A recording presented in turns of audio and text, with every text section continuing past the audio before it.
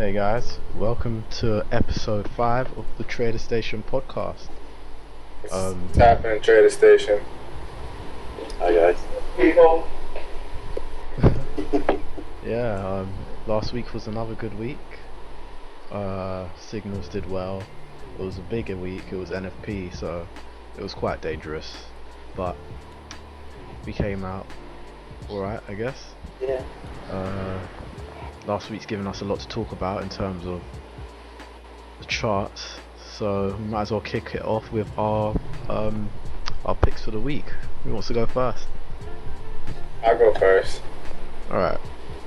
First of all, I want to give a shout out to the New England Patriots and Tom Brady for another flawless Sunday performance.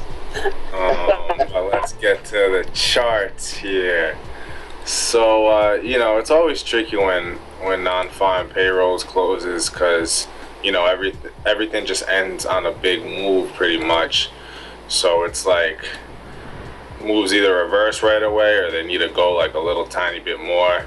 And, for me right now, just looking at all these charts, I think everything has a little tiny bit more to go in its direction. So anything you see on like a 4-hour chart that's a downtrend, I just think it, needs to go down a little bit more, 50 pips, 100 pips or so.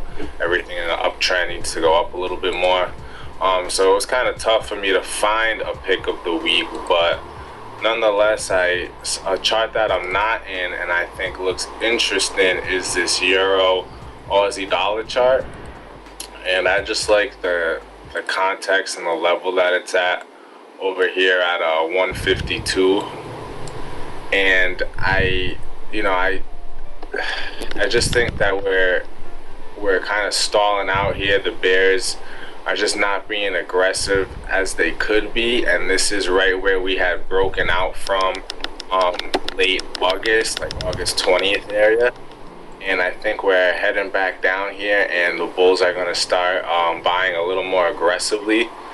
And as far as where to put your stop, I think that 150 level has to be obeyed. But the problem is I want to buy closer to 150. I want to buy like in the 151s, even the high 151s.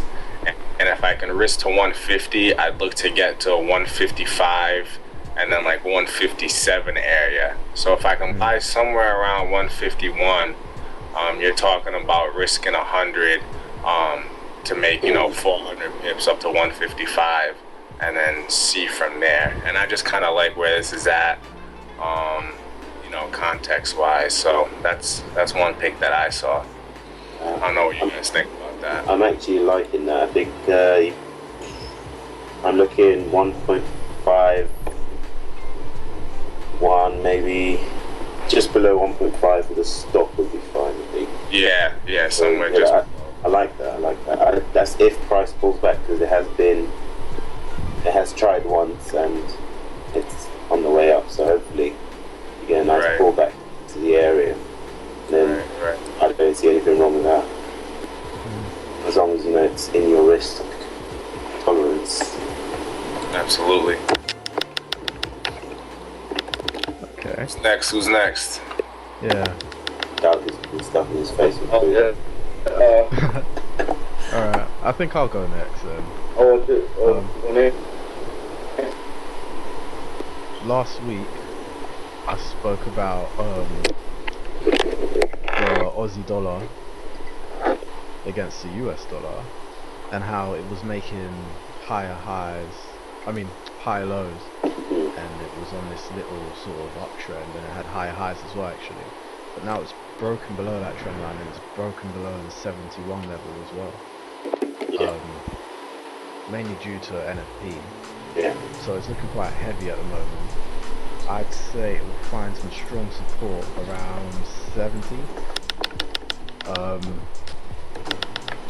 You could look for a pullback to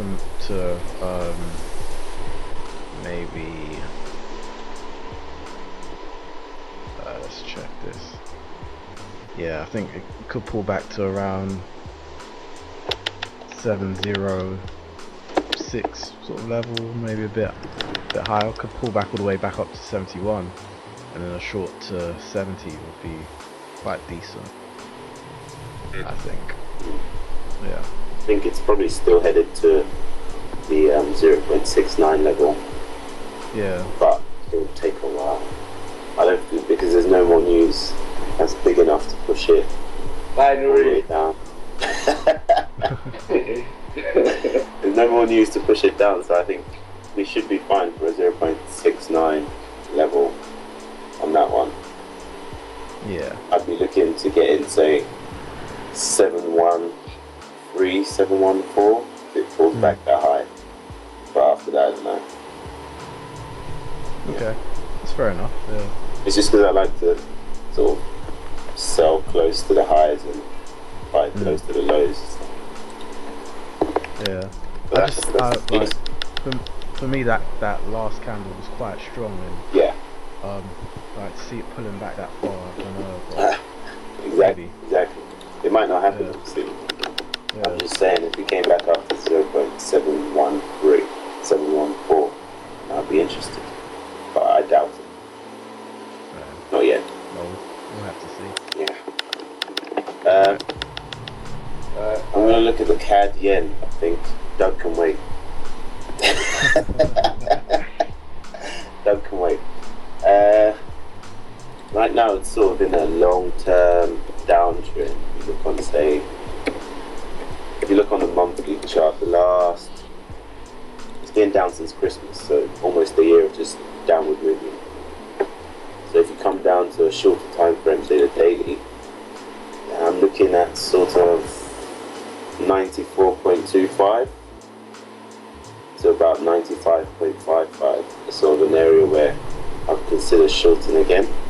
It's a very slow move up towards it though, so I might have to wait for a while, but that's an area I'll be looking to sell into and hopefully follow the downtrend. I'm more of a long-term position holder, so I can take trades off the daily chart and just hold them for a few weeks. But that's sort of what I'm looking for, the 94, 95 area. And it's going to get there. I mean, it's only 240 pips away. I can wait. I think 93 is going to be tough to break out above. Exactly. So, it's finding it hard to make, what is that? It looks like just under 100 pips every day. So, we'll see. I don't know. But 94, 95 is what I'm looking at. I can wait. Doug? Cool. Go on, man. Now it's Doug's turn. Everyone done? Yeah. Euro USD? Yeah. No one's down Euro USD. Well, I was wrong before. I did say, I think I said in the pool. I'm actually going to go short to the certain level. And that level will be 1.106. That's what I actually went short for your USD, and now it's 1.07322. And then I'm actually going to add another short because I'll put a few people and then saying that, and then I actually group them and because that means that It's quite difficult to hear, Doug. People quite find it kind of hard to hear you. Yeah, I'm one of those people, Doug. You just broke up a bit. Can you hear me now then? Yeah. Yeah, you sound better now. Alright, I was just saying that I'm actually going to add shorts on my Euro USD all the way to 1.06 because that's where I think it's going right now, and there'll be further easing. So I'm way short on the Euro USD. So the currency is like going to just add until one. Alright, for those of you that couldn't hear Doug, he was saying he's short and he's going to keep adding shorts to about 106 because there's going to be further easing on the euro. Yeah, I actually like that level. Yeah. I think 1.06 is a lot up before. Yeah. Yeah. So, I don't know if Doug, would you necessarily be going long there, or are you just thinking of that as a target? No, actually, just wait and see. Like, I'm not too sure yet. Because it might just go down to 0.4. No, I mean to 1.04. So then I just have to see the price action and what the funding is saying as well. Yeah. It looks like honestly, it looks like there's no stopping that there. It looks like those bars are just getting like more ferocious on the way down. That's the way the European Central Bank want it. Like, yeah, they want it lower. Yeah, they want to crush it. But then you could have said that in sort of like August when there was like 4 days of just increasing green candles. Yeah. You could have said, oh, that's going to the sky, and it just turns around and goes completely the opposite way. And I mean, there's been easing since the start of the year, right? Yeah, it was around this time, like maybe a few months off. Exactly. Yeah, it was sort of New Year. They were talking about easing, and price went down, and then it turned around and went all the way up. So I don't know.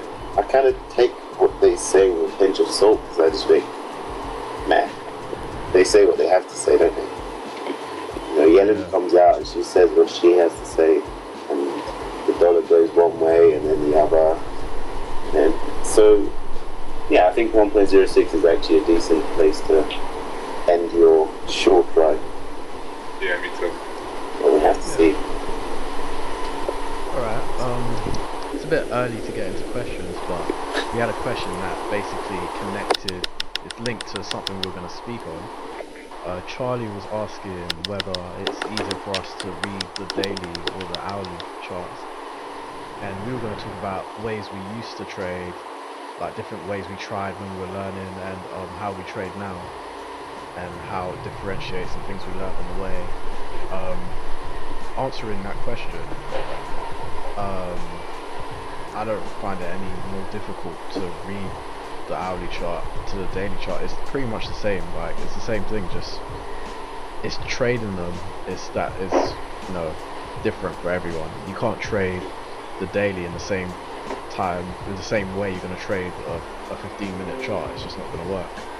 Yeah, I think people are easily confused by the fact that you're on a bigger time frame, so there should be less candles. There's exactly the same candles on the chart. It's just a different time scale. So you're still going to see 100 candles on the chart. That's all you're meant to see. I think what it is it's harder to find clear direction on a 1 hour chart, because people tend to, it's a lot faster, isn't it? On a daily chart, you know, there's more time to pick up the trend, pick up the direction of the move, and on the 1 hour, it's just anything can happen in a day. Things can change, a trend can change in a day. So I think it's more a case of there's a lot more happening on an hourly chart than there is on a daily chart. But I don't think it's any harder to trade a day, to track a daily or to track an hourly chart. Yeah, I think the hourly chart trades very well in the Forex market, but just like, you know, you guys were saying, you just have to be quicker with your decisions, and that matches some personalities and that doesn't match others. So, it's just a matter of, are you one of those people where when you see that 1 hour chart breaking, support that you can't see on the daily, are you going to be looking at the daily and being like, oh, it's all right, I'm going to hold it? Or are you going to stay true to trading your 1 hour time frame? If it breaks the support on the 1 hour time frame and you're a 1 hour chart trader, you can't be saying, oh, well, there's support 100 pips down on the daily chart. You're a 1 hour chart reader, and you've got to stick to those support and resistance levels and be ready to exit your trade if it's not going your way on the 1 hour chart. That's all. Yeah. Sorry? I trade 1 minute for without. How do you trade the 1 minute chart? Hardest thing ever. I just lost and lost and lost. So, yeah, I tried all the time frames, man, but then. Yeah. When you're starting up, you try all sorts of crap. To be fair, I've tried everything, but I haven't tried a 1 minute. I can't say I've tried a 1 minute chart before. I think I've tried it on binary before. Yeah. That's a nightmare. Yeah, I think probably go to a 5-minute chart, but a 1-minute chart is pushing it a bit too far. It's too. I feel like it's too hard in the forex market to trade a 1-minute chart like this. Yeah. You're gonna be off with the spread a few pips anyways. It's like Exactly. it's crazy. Like people scalping for 10 pips on the 1-minute chart in the forex market. Like it would blow my mind if I could see somebody do that. Successfully. Because your stocks would have to be at least 5-10 pips just to be in there. 5 pips barely covers the spread if you get a bad fill or something like that. Like exactly. Let's talk about how we used to trade. I mean, Jeff, what did you do when you first got in the game? Like, what did you gravitate to right away? What I gravitated to right away, just like most people who start, was indicators. As many indicators as I could find. Which ones were the best indicators? Which ones gave me, not to say that I don't use indicators now, but just not in the same way that I did back when I started. It was just right. It was just hectic. Like I had so much, and I thought the more I had, the higher my probability of being right was. That if I got everything telling me a signal at the same time, and even if I didn't have them all, like most of them were telling me the signal at the same time. Another way I used to trade a lot was like at some point in my journey was trying to trade off the news, which we get a lot of people talking about in the chat, like, oh, is it going to go here if this comes out, is it going to go there? Obviously you've got to be aware of that, you got to take that into consideration, but trading right after a news release in the forex market is dangerous. You get whipsawed, like price can be heading one way and then head another way, and the biggest thing, which has happened to me before. The biggest thing about that is price could still go in your direction and you lose money. That's how weird it is. Yeah. You do everything right and still lose money on that.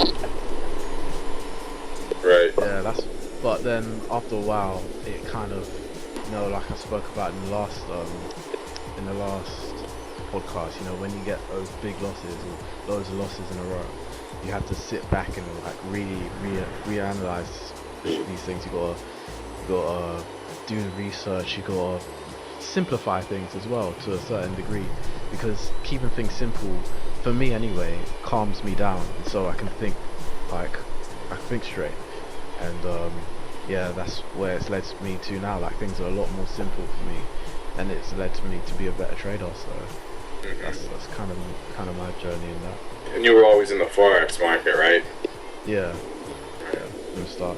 Yeah. I think the way I differ from a lot of traders that I talk to is like I've tried freaking a lot of markets. I tried the penny stock market, and then I moved to the futures market, and then I moved to the forex market, and now I'm kind of moving into the option market. And a lot of people like to just stick with one niche, and that's if you talk to traders, you'll hear that all the time. Like, find your niche and master it and stick to it. But for me, I think I was just so curious. Like I'm still curious. I'm over here learning options just because I'm so curious about the variety of investment vehicles that you can use to grow financially. So, in the beginning, I was on 1-minute chart with penny stocks, and that was just absolutely a mess. It was a mess, and that's how I learned. That's how I got burned, and that it taught me a lot about emotions. If anything, if there's one thing I learned in my penny stock days, it's how I felt when I'm down big in a day.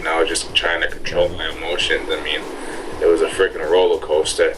And then I moved over to the futures market, and I was trading like 5-minute charts, and I still do that, but what I was doing back then was way different than how I trade now. Back then I was taking 10, 20, in some cases 30 trades a day in the futures market, and it was just crazy. And now it's like, all right, I want to catch 1, maybe 2 trades a day in the futures market. And it's just I was never much of an indicator person. I was always a price action guy, trying to read it with as little as, I used to trade with like 1 moving average. Now I just moved to 3 moving averages, but that's the most you'll really see on my chart. If anything, exploring a different indicator here and there these days, but I never did that back in the day.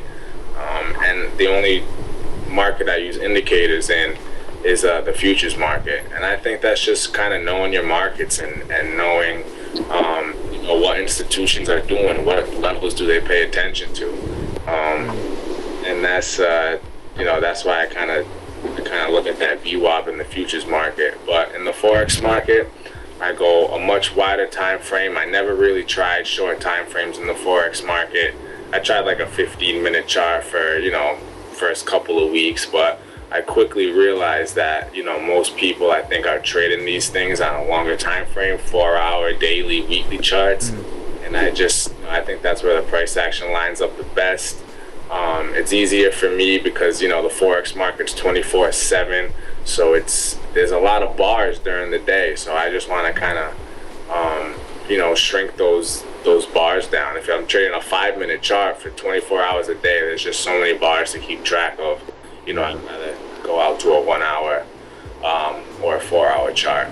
So I think I've just kind of found how each market, the futures market moves different than the forex market, and the option market is something completely different than those, and I just kind of found ways to tailor my trading to match the market that I'm trading.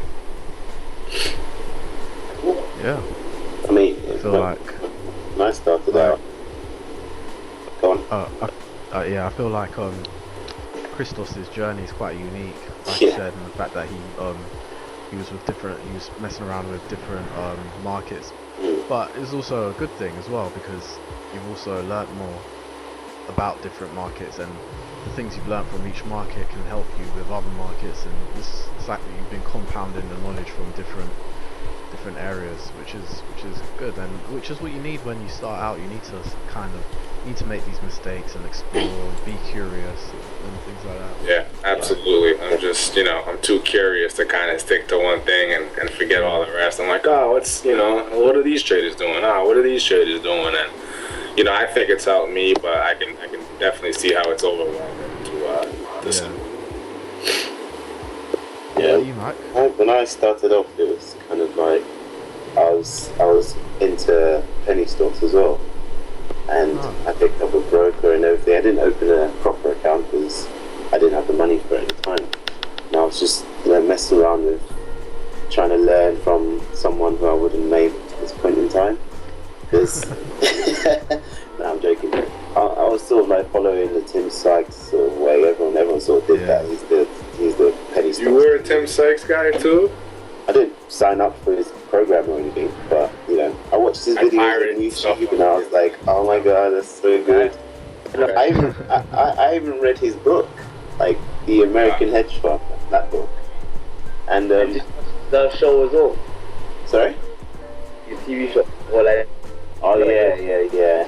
I saw that for a bit, and then I don't know, it bored me a bit, so I just sort of drifted off and I stopped trading for a bit. And then I found out Forex was 24/6 basically, and I picked it up. But I started on sort of like a monthly chart because I was like, oh well, I'll trade bigger positions. Then I realized you needed a hell of a lot more money to trade on a monthly chart. So I sort of came down, and every time I came down the charts, and I started to add indicators, and I realized there was different settings for indicators, and so you can make an indicator do what you want it to do basically. Yeah. If you wanted it to tell you it was a long trade, you just fiddle with a few numbers, and it worked out that it was a long trade. So I think, and then I sort of drifted away from that, and I went to what they call naked trading, which is just basically price action. And I learned everything from like dragonfly formations to every kind of doji, basically, engulfing candles, everything. On the indicator side, I loved my MACDs and RSIs, and I knew how to calculate everything for them. And I just sort of, I don't know, as I got older in the market, I just realized you don't actually need any of that stuff per se. When it comes down to it, price action is what you need. Of course, you add indicators and moving averages to make the picture a bit clearer. So if you had a moving average, it told you straight away what trend the market was in. You didn't need to scroll back months and months or days and days to find it. So I see the benefit of them. I just don't like them in my chart, basically. Yeah, Fair enough. It is. Your journey was quite unique as well, because most traders you talk to would have started on the smaller time frames because they feel like they can make money quicker. But you started on monthly, which is strange. Yeah. Like, you're the first guy I've heard who's actually said that. Like, oh yeah, I started on a monthly chart. It was the money that drove me down the time frames. But yeah, and I've actually dabbled into everything. I've done penny stocks, I've done forex. Sometimes when I'm bored, I go to stocks and I just spread bet them. But they're a lot weirder because they're so slow and they gap too much. Yeah. I don't bother with them. I just stick with the liquid markets. So I mainly do forex. Fair enough. What about you, Doug? What did you used to trade like when you started? I was a mess. Like, you still are, just don't get it twisted. Basically, I thought I knew what I was doing, but obviously I didn't. I tried to scalp, I tried to day trade.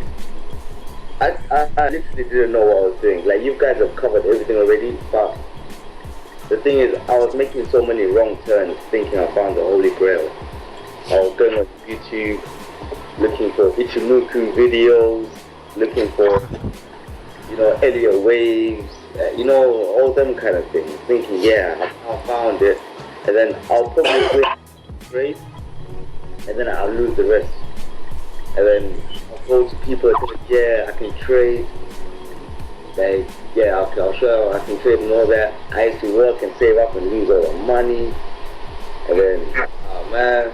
But then anyway, like, the way I started out was like 1 minute time frame. Scalping.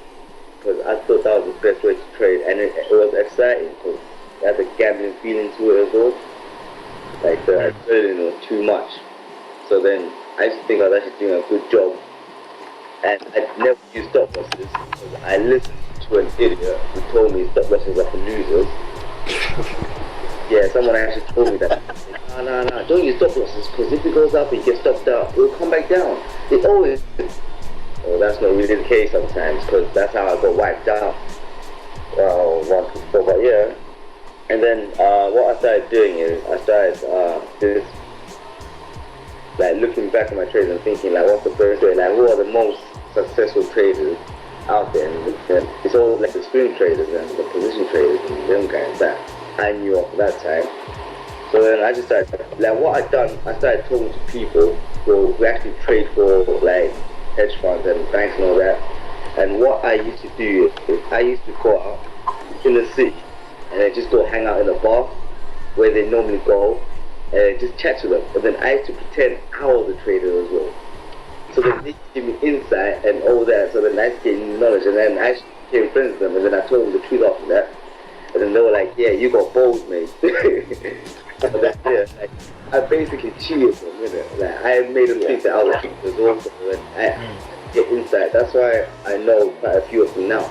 I've known them for years, and they've helped me a lot, like, mentored me, like, in a way. Become a profitable, good trader. So yeah, like, it's like I cut corners. Cut corners. Yeah. And those guys are more swing traders, right? The guys you was talking to. Yeah, like they're like more swing traders. Like they're not like, cause like there's some of them who are like they go, but they don't have to was a swing trader. Like the one that I was closest to was a swing trader. So that he basically, like, I bit of him. But like there were other people there, some of them were day traders, position traders, but then the guy I was talking to just happened to be a swing trader. If he was a day trader, maybe I'll be doing day trading right now, I don't know. But the guy was just influenced. Well, all that day trading you were doing in that 1 minute time frame, I mean, that's all helped you with your binary, your binary trading right now. Yeah, exactly. You know what I'm saying? Like, I actually know how to read it now, and then they actually, like, they also helped me on like how to actually know when to trade or not trade, like with the binaries, or when I actually made my own, whatever you call it, thing, going back. So where I don't actually have to watch my screen. I just get bing, bing, bing, bing, bing, and I just get easy. But it took me over a year to actually develop that stuff. So yeah, it was hard work. Now it's easy, but then creating it, that was hard. Because it was backtesting, that was like, I had to do different time frames, different time zones, different currency pairs, commodities, indices. Imagine how much, and then actually, it was hell. But then now, that's why it's much better. Yeah. It's so hard in the beginning. It's like not only what market do I want to trade, but what time frame do I want to trade, and it's just this. And it's like, all right, I'm trading a 5-minute chart right now, but how do I know that I won't be a great 4-hour trader? Or I'm trading the Forex market now, but how do I know I won't be a great option trader? It's like, what do you pick and where do you even start? But I just think, I think curiosity is a good thing. And I think you, especially in the beginning, you should kind of just feel around different time frames, different markets, whatever you want to do. I mean, it doesn't go to waste. It's all precious learning minutes. It definitely doesn't go to waste. But eventually, I think you do need to kind of stick with the time frame, kind of stick with a market or two, and just really try to push through, grind through, and find traders around you that trade the same markets, and just learn that way. Keep going. Yeah. Alright. What we want to speak on next was basically an idea given to me by Mikey from the chat group. Shout out to Mikey if he's listening. Mikey. You guys may know him.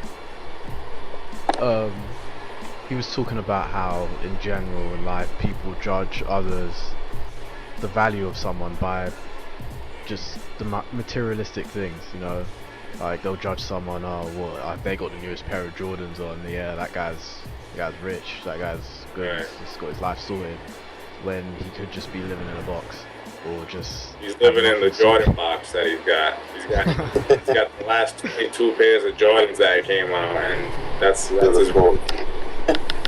Yeah, exactly. So you can't really judge a book by its cover, which is, a cliche and an old saying, but it's very true. And we see a lot of that in this industry. A lot of people get hoodwinked and scammed because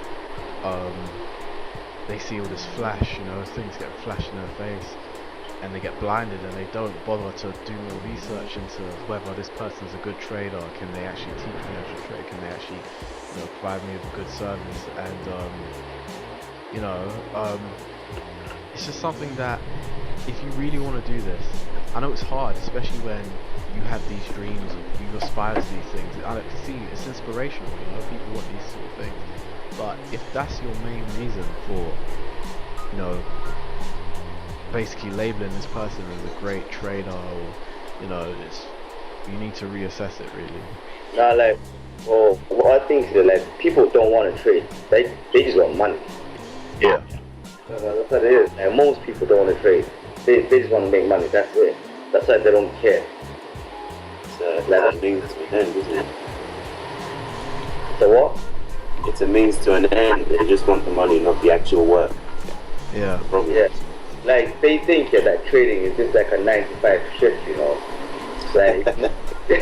It's like people talk about trading and it's just like you're just going to work. It's not. It's much more than that. It's hassle. It's stress. Mm. And they just piss out. They don't appreciate it. Always working. That's why it's funny if you look at some of the richest people in the world. Take a guy like Zuckerberg. Facebook CEO. You see him giving speeches. And he's in a white tee and a hoodie when he's giving speeches. This is a billionaire. And if you look around at a couple other rich billionaires, it's just like they they don't need to show off, and because that's not what gets him going. What gets him going is he's giving a speech on something he's passionate about. You know what I'm saying? It's not the whatever Tesla Model X that Elon Musk is pulling up in or whatever. Like when you see Elon Musk pictures, you know, just kind of out and about, like the guy's just in a t-shirt or something like that. Yeah. You know, it's just it's the content that you should really be, you know, looking for, and not just, oh, this guy's driving around a Maserati every single day and taking pictures of it or something like that. You know, like there's just so much more to really, I don't know, being a passionate trader. Like, you know, what's coming out of these people's mouths? Like, what kind of content are they producing? Are they just telling you they got signals, or are they producing, you know, podcasts and chat rooms and stuff like we are, and really trying to show you guys who we are as people, as traders, as whatever it may be? You know, there's just more to it than taking pictures of whatever materialistic things, and you know, I don't know. It's a tough topic, man. It's one that definitely infuriates me, but you know, what am I gonna do? You know, maybe one day when I have a private jet, I'll take some pictures of it myself and change. What did you call it? What did you call it, Jeff? The hoodlink? What the hell did you say? Hoodwink. Hoodwink? Yeah. I've never heard that. You know, I'm just a person that thinks that you should be going after quality of content. Like, I'm to be honest, I'm kind of getting really sick of Instagram. Like, I almost just want to get off it, but I'm not, because of the Traderstation family. It's just like, go on Instagram and just read these things and see these posts, and it's just, I'm just shaking my head the whole time. You know, it's bad, but you know, we're trying to change the game a little bit. You know, and we're trying to change it with actual content. So, you know, it's a tough task, but it's one that I'm up for. And it even gets tough for us, like Crystal said, you know, seeing all these things. But the worst part of it for me, personally, is when you see people, you know, just fall in love with it, like just act praising it, like it's almost like a religion to them. They love it, but there's really nothing behind it. There's no content, there's no value to it, and for us, like for something the things we're doing, you know, the chat rooms, the podcasts, all this quality thing. You know, sometimes I don't know if you guys feel this way, but sometimes I feel like it. You know, you don't really get why, you know, all the praise is going to them. You might look at me and say, oh, he's just hating, whatever. But to me, it doesn't make sense, you know, to be falling in love with all this and then walking by this because, you know, there's no flash to it. But on the other side of it, on the flip side, I feel like the fact that we do this, we attract a better quality of people and traders, because at the end of the day, people that come to us want to learn. They want to get better. They want to improve, and they've obviously recognized. You know, they say real recognize real. You know, they've recognized where the quality is. So. Yeah. The people that do notice, that's good. It's just tough though, because it's everywhere. Even like some new members that we get that come in the chat, and their first question will be like, "How many pips do you guys make a week?" You know, it's like, yo, we could. Are you just gonna like trust? Like, oh, I make 5,000 pips a week. You know what I'm saying? Like, that's not the types of questions. That's not the type of stuff you guys should be looking for. Like, you know, that makes me so angry. But I'll let some other people get some words in here too. At the end of the day, it's the quality people need. I mean, some people only want the flashlight, so that's what they'll go out and look for. They're not actually interested in how to get that light. They just want the light, so they follow whoever has. I guess, in a way, we sort of kill ourselves, because we do say, you know, you follow those who have what you want to have at some point in life. So, you know, if that's the life they want, that's who they're going to follow.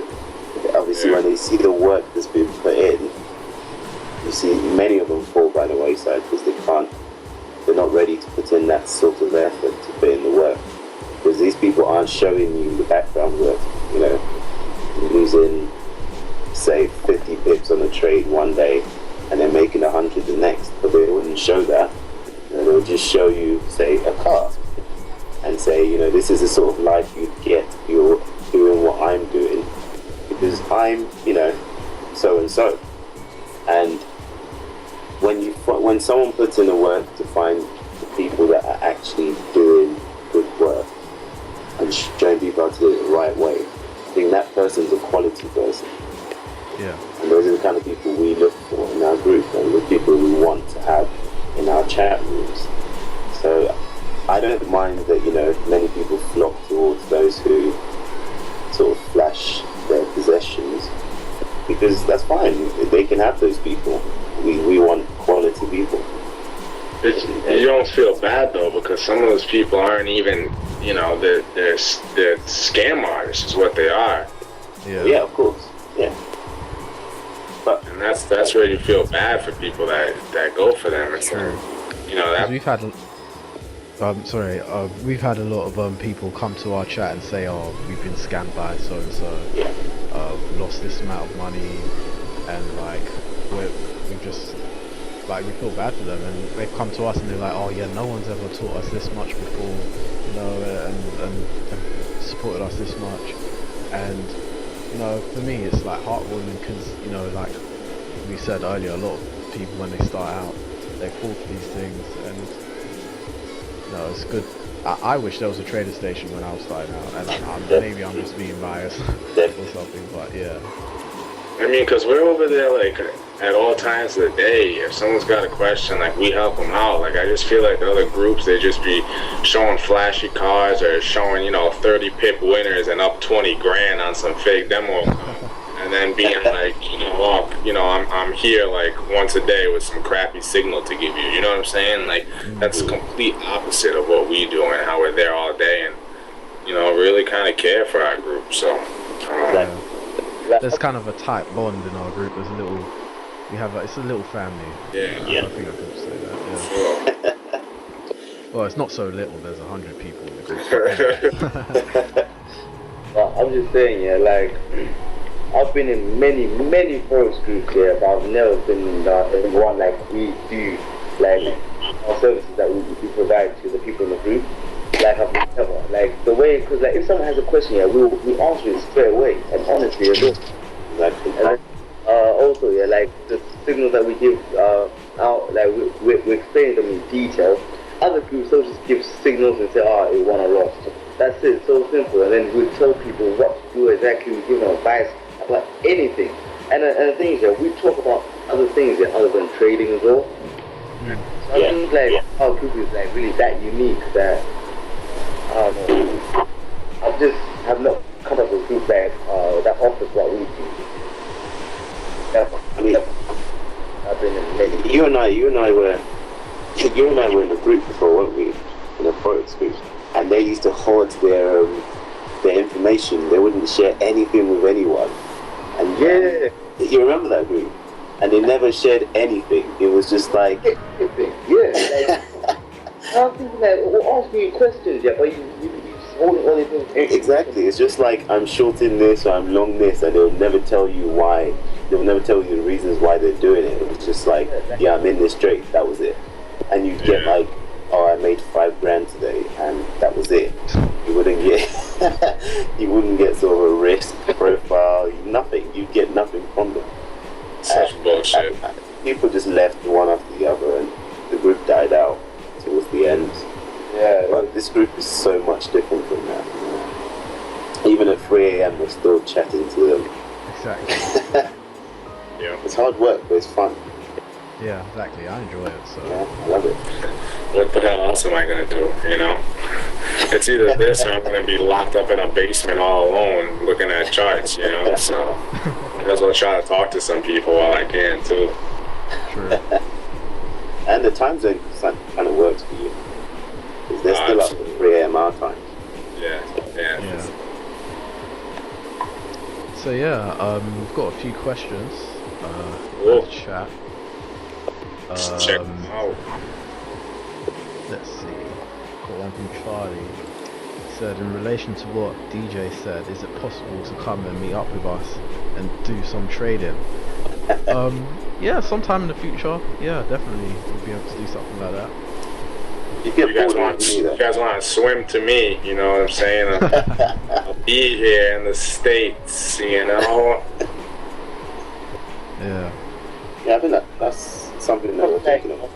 Yeah, like we'll see, like You're breaking up, Doug. next month, possible next month, like we can use, and then we can open. Yeah, next month maybe. Yeah, we'll keep you updated in the chat. We'll let you guys know. Charlie said Forex and chill. And, if it's anything like Netflix and chill, I'm not involved. Nah, I'm good. All right. We've got a question from Andre, who said, hold on 1 second, let me get it up. He was asking, hi, what do you think about gold at the moment and the future? The future of gold, or? Yeah, I assume it's the future of gold, or the future in general. Don't really. I gotta be honest. I don't look at gold much.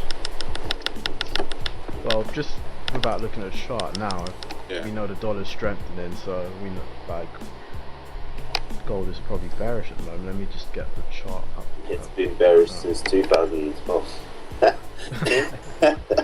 Like, you pay attention to gold a lot, don't you? I pay attention to gold. Yeah, Doug. He's got a lot of physical gold. Wait, physical first though.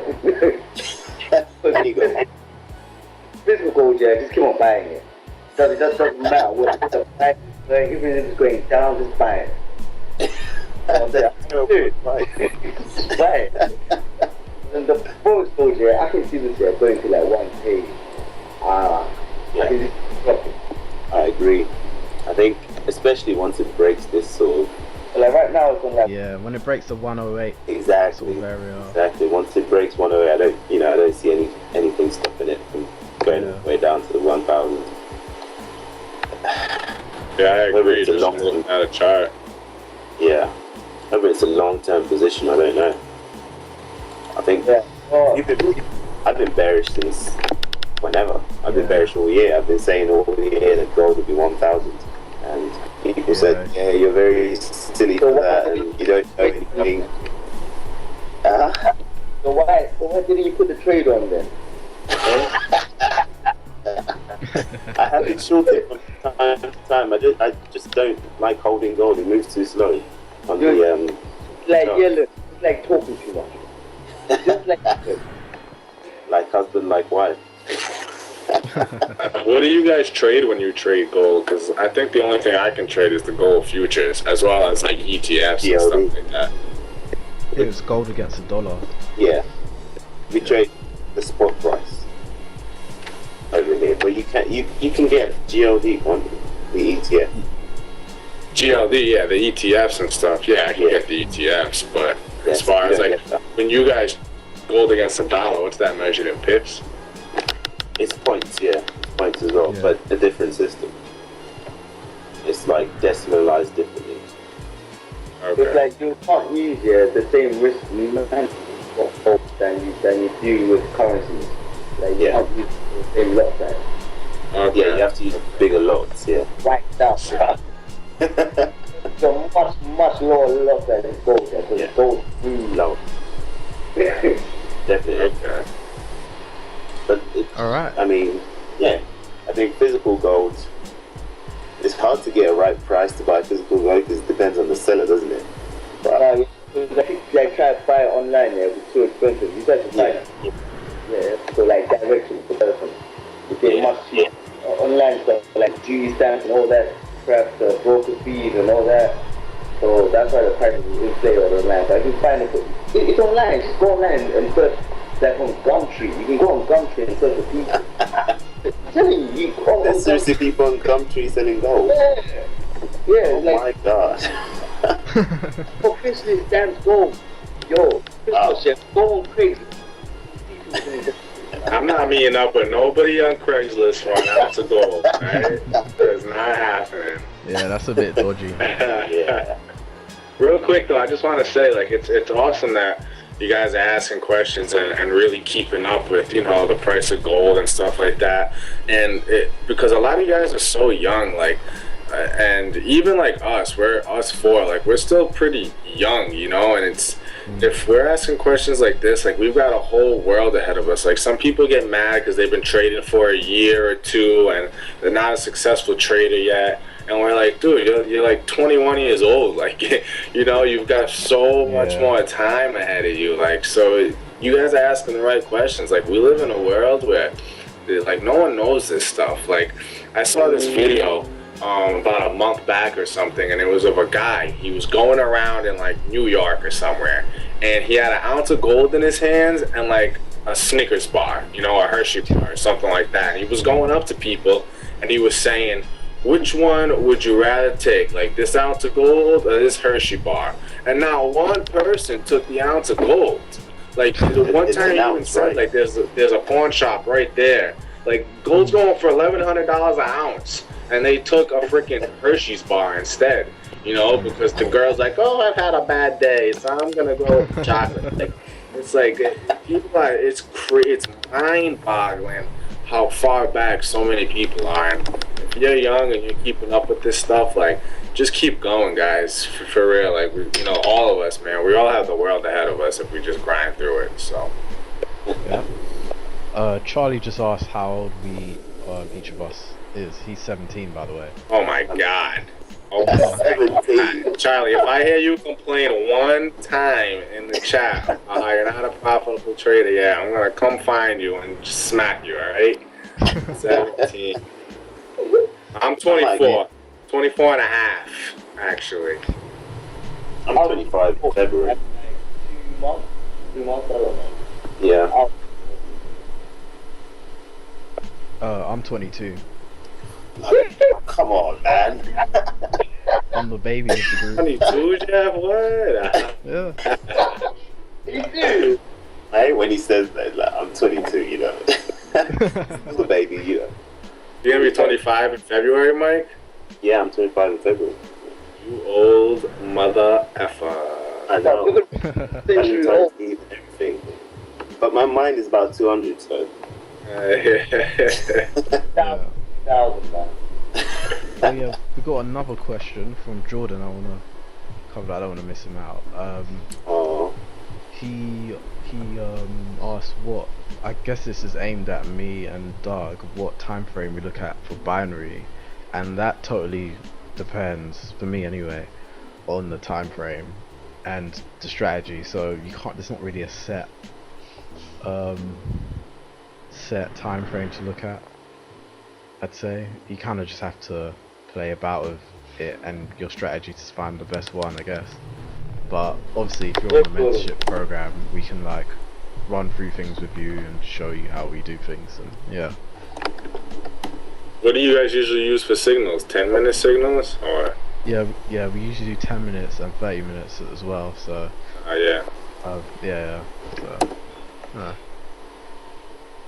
Yeah, that's binary, so like really can't really say at one time. It depends on your strategy, you know, so. Yeah. Like mine works on 5 minutes. I don't know if it works in 30 minutes, or I've tried it on an hour. It doesn't work on an hour straight. I've tried it already. So you just have to try different things, and then you'll find the one that works. Yeah. Okay, we got one quick question from Smith, who wants to ask when we started trading. I started in 2014. Yep. Something right. I started a bit further back than that. And he's only 22. Yeah, around when I was like, started dabbling with it when I was like 18, 17, around then, yeah, and then obviously I wasn't profitable for a long time after that, but yeah. Yeah, I've been trading I'm hitting like that 3-year mark. So I was like 21, but I always say for the first year, like I was kind of more research. Like that's another thing I used to do. Before I even really got into technical trading, I was like, you know, looking in balance sheets and, you know, trying to find the next, like, you know, small cap company that's gonna go from like $2 to like $30, you know, and like I was doing all these, you know, book these balance sheet ratios and trying to find, just all these things looking in companies' books. Because I'm an accountant, I graduated with an accounting degree, and so I was mainly doing that for like close to a year before I really started getting into technical analysis and stuff like that. So I'm hitting that 3-year mark. But as a technical trader and stuff, I would say it's just over 2 years or so, which is not a long time at all. I want people to know that it's not a long time at all. Like, Doug says he was profitable within 2 years. Like, that's not a long time at all. Like, I'm just starting to become profitable. 3 years into it, that's not a long time at all. So I just want people to be aware of that. Me, I think like 4 years I've been trading now. Yeah, 4 years.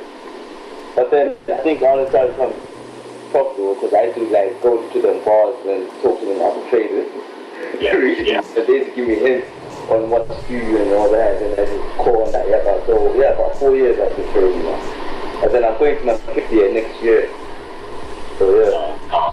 That's right. Happy 5th anniversary. Thank you. Oh boy. Alright, Got any more questions? No? No, we're coming to the end, so I guess we'll just call it a night. Cool. Thanks for listening, guys.